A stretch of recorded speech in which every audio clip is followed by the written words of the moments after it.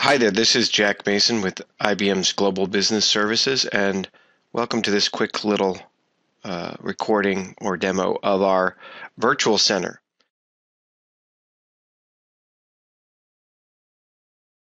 based on the web.alive platform, which is web-based, voice-enabled, and very easy to use. And I just wanted to give you a quick little overview of some of the features that we have in the center. So if you follow me this way, you can see that obviously this is avatar based, and one of the things that's remarkable about the web.alive environment is that content throughout the center can be integrated or linked to web content. So as you can see here, we have graphics from our Icons of Progress project, which is part of the IBM Centennial. And as you can see here, each of these items actually will open up the corresponding page in the Icons of Progress website.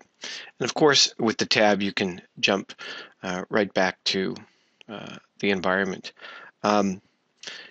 I'm holding the F key so you can sort of see my face and so on, but the customization of the avatar is very easy and very quick.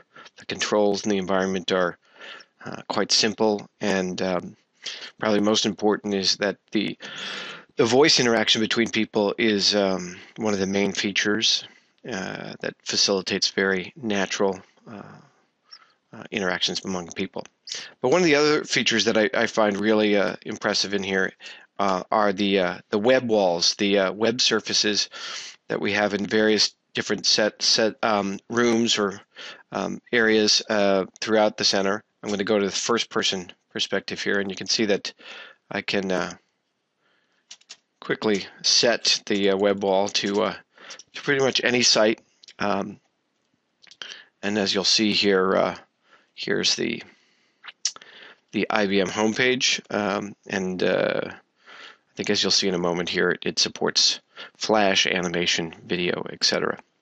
And one of the newer features also allows a user to pop out the web page. You may not see this in the screen resolution that I'm doing here, but so that people can scroll and experience any of the web content that's shared here more naturally. You can also notice that there are surfaces where any kind of presentation in terms of a PowerPoint or PDF document can be shared here, and the controls allow advancing the slides and so on. I also wanted to just quickly demonstrate, or at least show, that one of the other great features in web.alive now is the ability to share a desktop, when that's one of the ways to demonstrate, say, the use of an application, or to troubleshoot a problem on someone's desktop or so on. I'll quickly sit down here so you can see that there are also natural abilities to do things like sit down. And when you're sitting down, you can control your camera in this sort of way to see how things are going.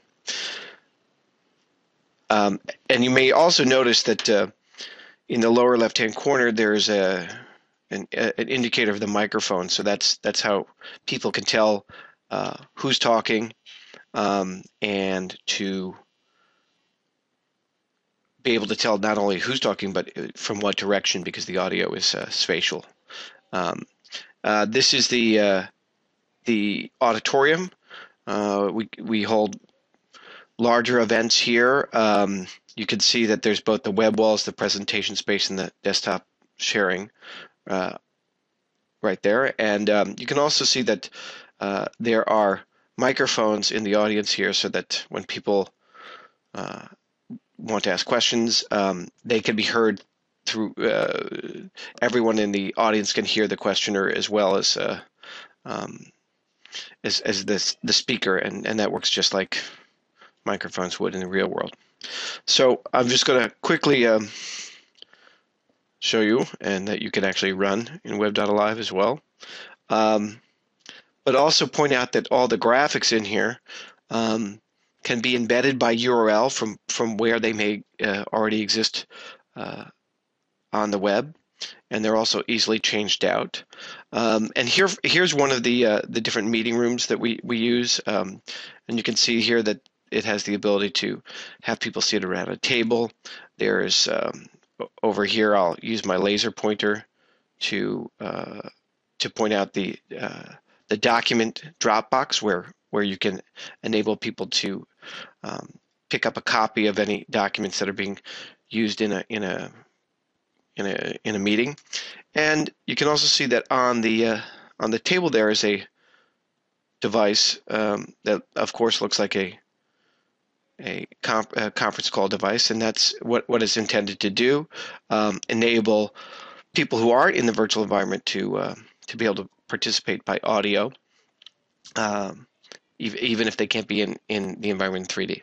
The last thing I'll show you here is that there's a kind of very simple way to enable a meeting to be private, and that is that the doors can be closed and no one can see or hear what's going on inside. If someone's supposed to be in this meeting and they're running a little bit late, there's actually a mechanism on the outside, like a doorbell, to alert someone on the inside that someone is waiting outside. So that is the quick demonstration of our virtual center.